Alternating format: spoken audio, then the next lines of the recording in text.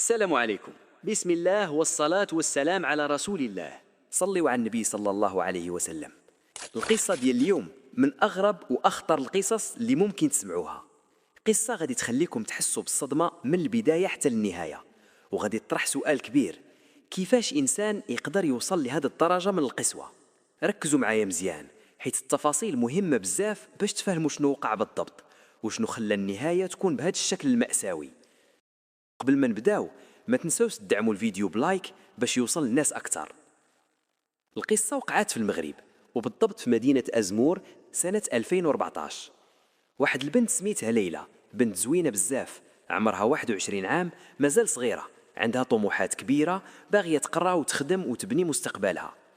ولكن في ذاك الوقت تقدم ليها واحد الشاب سميتو جواد، عمره 35 عام. صحيح كان كبير عليها شوية، ولكن الوالدين ديالها شافوه إنسان خدام مستقر ماديا ومعروف بالخير. سولوا عليه، الناس كاملين كيشكروا فيه، ما عنده مشاكل، ما عنده سوابق، إنسان عادي ولكن حياته مستقرة. قرروا يزوجوها ليه، وقالوا علاش لا، الراجل باين فيه الخير. داروا شروط الزواج: صداق، تجهيز الدار ودار بوحدها. وحيت جواد كان معجب بليلى وافق على كل شيء بلا تردد، وداز الزواج وبداو حياتهم.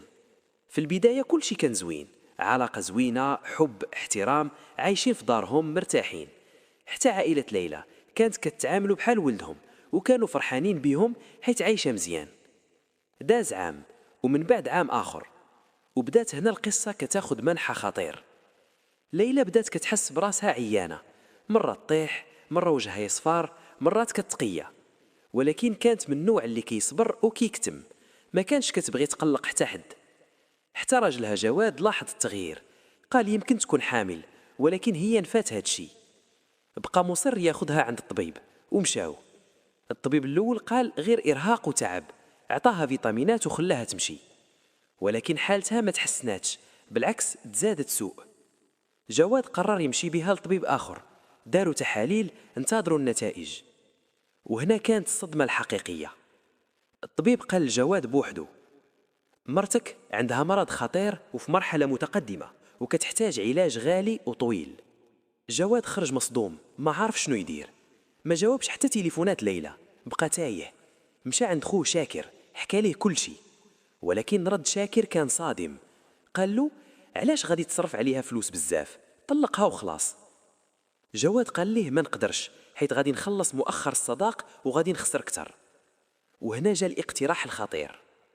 قال له: خليها هي تطلب الطلاق، عذبها، ضيق عليها حتى تكره العيشة معاك، ومن بعد فرض عليها تنازل على حقوقها. والمصيبة زادوا عليها خطة أخطر. قال له: وما تقولش ليها باللي مريضة، خليها حتى تطلق، ومن بعد دير اللي بغيتي. وبالفعل بدا جواد كينفذ الخطة. كل نهار مشاكل، إهانة، ضرب، ضغط نفسي. وليلى المسكينة صابرة، مريضة ومظلومة وساكتة. حتى ولات الحالة ديالها كتحزن، ضعافت بزاف، وجهها تبدل، حتى العائلة ديالها بدات كتلاحظ. وفي واحد النهار قالت ليه: إلا ما خديتينيش الطبيب غادي نعيط لوالديا. وهنا جواد خاف، عيط لخوه.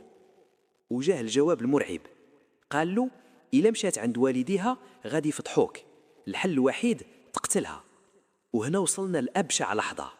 بداو كيخططوا للجريمة. نهار التنفيذ دخلوا عليها وهي مريضة في الفراش. جواد خنقها حتى ماتت. ومن بعد شاكر زاد طعنها باش يتأكد. تصوروا، ما رحموهاش حتى هي ميتة. لفوها، صبروا حتى نص الليل، حطوها في الطوموبيل ومشاو بعيد، ورموا الجثة في واد أم ربيع، على أساس الماء غادي يديها ويضيع الأدلة. رجعوا للدار، قلبوها، داروها بحال سرقة، مسحوا الدم وخباو الذهب. وبدا التمثيل. ولكن الحقيقة ما كتخباش، ومع التحقيقات انكشف كل شيء. وجواد اعترف، ومن بعد حتى شاكر. وتلقات الجثة بعد أيام.